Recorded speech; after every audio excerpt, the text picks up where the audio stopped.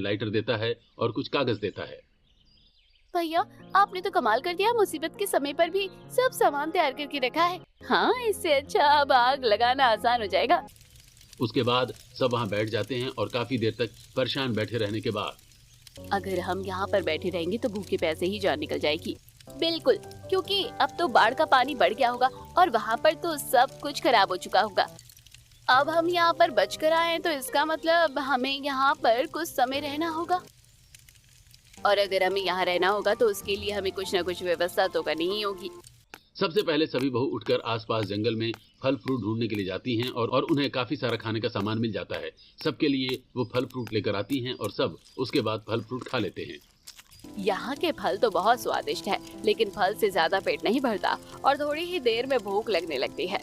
फिर तो हमें यहाँ पर रहने का कुछ न कुछ बंदोबस्त करना ही चाहिए।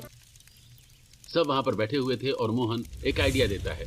चलो एक काम करते हैं, मेरे पास एक बहुत बड़ी पन्नी है और वैसा एक कपड़ा भी है, उसकी मदद से टेंट लगाने की कोशिश करते हैं। मोहन के पास हथौड़ा और कुछ कील भी थी और बाकी सामान से वो वहाँ पर टेंट लगाने की कोशिश करता है, लेकिन एक टेंट में बहुत सारे आदमी थे। टेंट ज्यादा देर तक टिक नहीं पाता और गिर जाता है।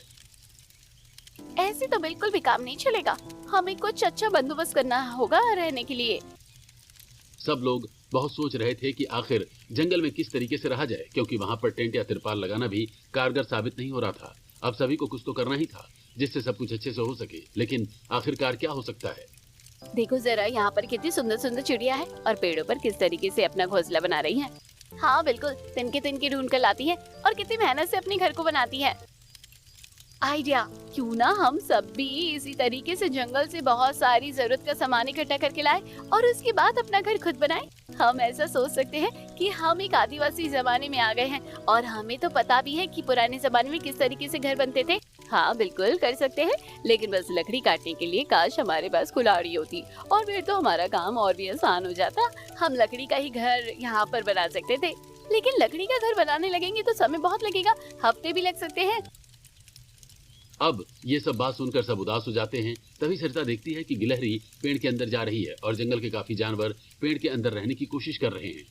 मेरे पास एक और आइडिया है, क्यों ना हम पेड़ों की टहनियों के ऊपर अपना घर बनाएं और थोड़ा बहुत उसके तने के अंदर से होते हुए हम घर को बनाएं, तो हमें ज्यादा ढांचा तैयार करने की जरूरत नहीं होगी और काम भी जल्दी और आसानी से हो जाएगा। यह आइडिया सुनकर सबको खुशी होती है और फिर से एक उम्मीद की किरण सबको नजर आती है। उसके बाद मोहन सभी को कुल्हाड़ी के आगे का हिस्से वाला औजार देता है। आप सबको तो पता है कि मेरा काम कैसा है, मुझे कई बार जंगल जाना पड़ता है, तो मैं अपनी पूरी किट लेकर आया था।